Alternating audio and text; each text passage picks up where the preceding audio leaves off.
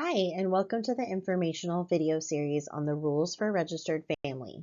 This is video number 8, food, transportation, swimming, and water activities, animals, and night care. My name is Ashley Jenkinson. I work for the Child Care Licensing Division as a Senior Licensing Specialist in the Portland East Unit. The Child Care Licensing Division hopes that you find these videos informative and supportive in learning about the new registered family rule set. During each video in the series, we will explain some of the key features and highlights of the registered family rules. Another new aspect is that the rules have been organized differently to help make information easier to find. While we are highlighting many key features, changes, and new rules throughout the video series, the entire rule set will not be reviewed. Please refer to the Registered Family Rulebook for the full list of requirements and rules. Okay, let's get started. Let's review the updated rules around food safety, the beverages that can be served, and the new choking hazard guidelines. Children are not allowed in the kitchen or food preparation area while food is being prepared unless you are present to ensure the children's safety. You must also protect children from hazards such as hot foods, sharp utensils, or anything that could pose a risk. There's a new provision allowing parents to opt out of milk service. However, this cannot be a program-wide policy. It must be done at the parent's request.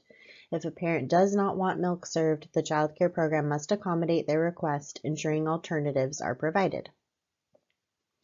You are now required to serve only the following beverages: water, milk or a nutritionally equivalent milk substitute, or 100% fruit or vegetable juice. These options ensure that children receive nutritious beverages that support their health and well-being. There is now a list of foods that are choking hazards that cannot be served to children. Children under the age of 3 cannot be served things like hot dog slices, raw carrots, whole grapes, hard candy, or other food that could be obstructive. Children over 3 can be served those items if they are cut in a way to minimize choking hazards. By following these updated guidelines, you can ensure that your child care setting remains safe, health conscious, and accommodating to parents' requests while also minimizing risks like choking. Next, we'll review the updated rules regarding field trips and transportation safety. While taking children on a field trip, you must frequently check a written list of children on the field trip, ensuring that all children are accounted for. This check should occur before boarding and exiting the vehicle and any time the group changes locations on the field trip site. This helps ensure no child is left behind and the group is always properly supervised. When there are 6 or more children on a field trip, each child must wear an easily identifiable item such as a label, shirt, or wristband displaying your name and telephone number so the child can be identified if needed. Additionally, you must be easily identifiable as well to ensure others know who is supervising the child care children. We will continue with more updates around rules regarding field trips and transportation safety. There are new transportation safety practices that must be followed, including specific information and items that must be maintained both at the program and in the vehicle. This helps ensure that transportation is safe and well documented. These include an operable phone, proof of vehicle insurance, emergency medical information for each child on the field trip. For children with chronic medical conditions, you must have their emergency care treatment plan, supplies, and medication, and a first aid kit. A parent may be allowed to transport children other than their own without a caregiver present in the vehicle, but only if the parent meets certain substitute provider qualifications and transportation requirements as outlined in these rules. The parent must also be enrolled in the Central Background Registry.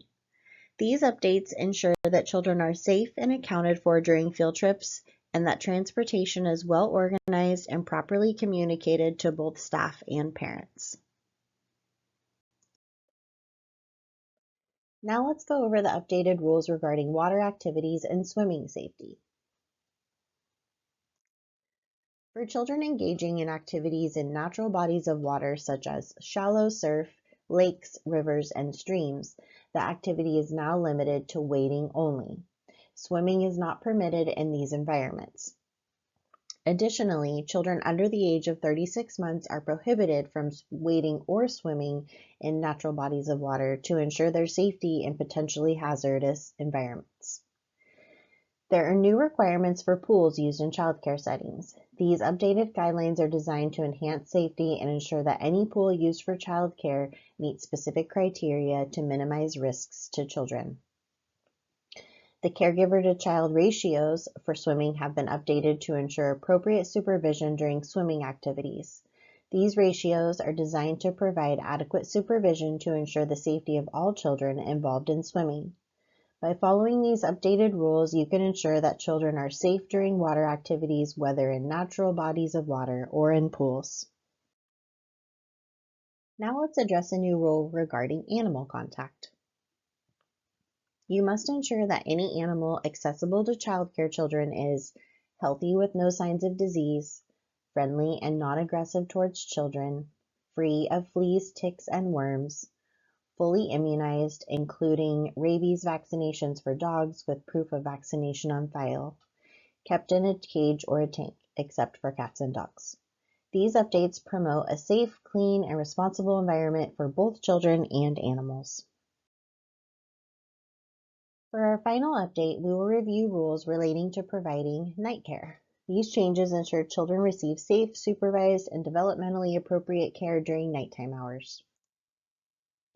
Providers must be awake for the arrival and departure of each child and be on the same floor level as sleeping children to ensure immediate supervision.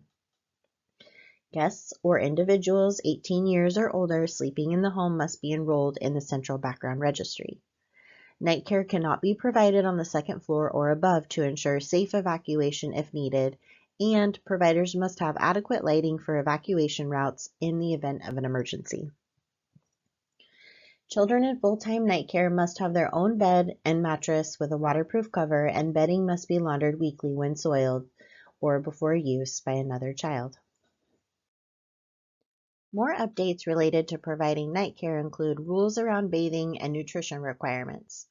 If bathing is provided, a bathtub or shower must be available, equipped with non-slip surfaces, and each child must have their own washcloth and towel.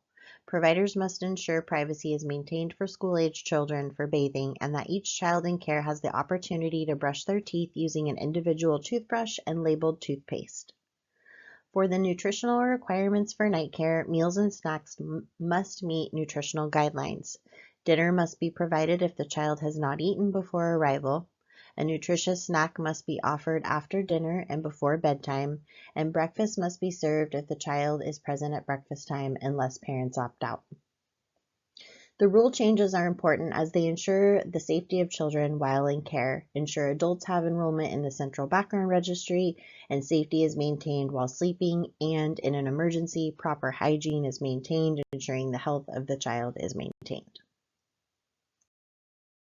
Thank you for watching this video and our informational video series. This concludes our video series on Registered Family Childcare Rule Revision. If you have any questions, please contact your licensing specialist.